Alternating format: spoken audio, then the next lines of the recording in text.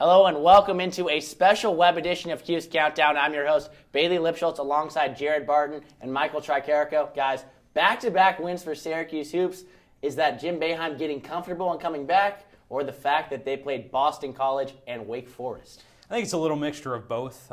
It's great that Boeheim's back behind the bench. You can see there's a little bit more confidence in this team. I don't know if that you have the same feeling. But you're right, yeah, Boston College, Wake Forest, not exactly the best two teams, but good confidence-building wins. And I think that's one thing that this team really needed after dropping the first four in ACC. Yeah, I totally agree. I mean, anytime you could beat a team by 22 and then respond with a 28-point win on the road, nonetheless, no matter who it's against, it's still big, and I think those two wins could be wins that turn the season around for Syracuse in a positive way moving forward. Next game on the match for Syracuse, traveling to Duke at Cameron Indoor. Duke losing back-to-back games. We'll take a look at that against unranked opponents, losing to Clemson 68-63. Larry Noko stepping up big for the Clemson Tigers. 12 points, 13 boards, 4 blocks, the front court really dominating, and then a shootout at Cameron Indoor. Notre Dame had Bonzi Colson dropping 31 points on 12 of 19 shooting. Guys, the front court seemed to dominate in those two losses for Duke. Yeah, Duke inside is not as strong, especially without Emil Jefferson. Huge loss for the Blue Devils, and that's certainly something that Clemson and Notre Dame were able to take advantage of. I think the Clemson win is another thing that legitimizes that team and kind of gives a little bit less of a blow for Syracuse.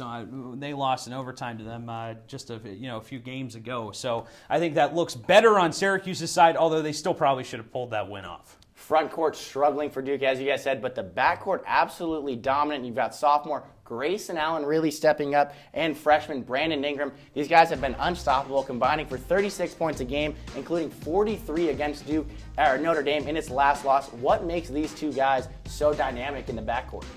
Well, it's the fact that they're shooting the ball so well. I mean, you can see the field goal percentages there, but then you got a guy like Grayson Allen who's shooting it at a 42% clip from behind the three-point arc. Duke as a team, 22nd in the nation, making 39% of their three-point shots. This is a team that runs from the perimeter and can hit those outside shots when they're hot. This team can beat just about anybody. With no Emil Jefferson, people had to step up, and these two have done just that for Duke. In Syracuse, again, we're going to go into X factors. Jump shooting, very key when you're going against that 2-3 zone. Jared, what's your X factor when Syracuse travels down to Cameron Indoor on Monday? Well, jump shooting is definitely a part of it. I'd say Trevor Cooney and Tyler Roberson are my X factors, and this is why. They came out there and played against Wake Forest very, very well. Cooney with 23 points in the first half. The guy was a monster. In the second half, Michael Benajay took over and had himself a night, which was great. And then Roberson comes in with all of these rebounds, with 13 rebounds in the game. That's something that we haven't really seen all year. So I really, really like the play of both of those players. Kind of cold to start off the conference play, but I really like where they are at now. Yeah, Syracuse, the offense is certainly have to get going. I think SU is going to have to outscore Duke in this game, but the Syracuse defense is my X factor. Duke averages almost 87 points a game. That's the second highest scoring offense in the country. So Syracuse isn't going to be able to stop Duke, but you have to try and contain guys like Grayson Allen, like Brandon Ingram. Duke's not going to try and go inside, so more so even on the perimeter, Syracuse is going to have to control this game, I think, moving forward. So you guys have a lot of this game. If Syracuse wants to pull off the upset on Syracuse making plays, but Michael, when the clock strikes 0, what is your final prediction?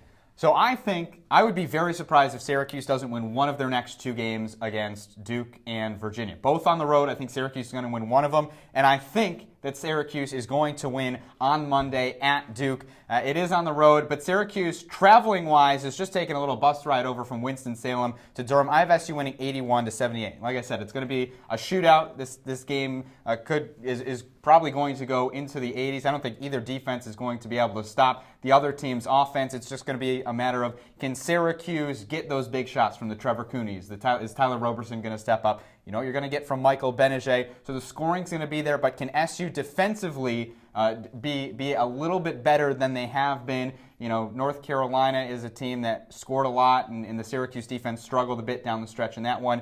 This game, Syracuse and Jim Boeheim is going to have his defense kind of coming together and preventing that Duke team from hitting those three-point shots and scoring up in the 80s and 90s. Yeah, I think that Syracuse, it's about time for them to win down in Cameron Indoor. They've had a couple of tough games the last couple of years, and I look for them to win 73-72, a little closer than your score, but you're right. If you continue to have the hot streaks from Cooney and Roberson, and even Coleman is another guy who really played well compared to the rest of the season. You know, if you get those guys to start gelling and to start playing very well, look for them to have a lot of success offensively, and you're right. The only way that they're going to win is if they outscore them. It's going to be a shootout down the line. I don't think anybody reaches 80 points because I have a little more, I think a little more trust in the defenses on both sides.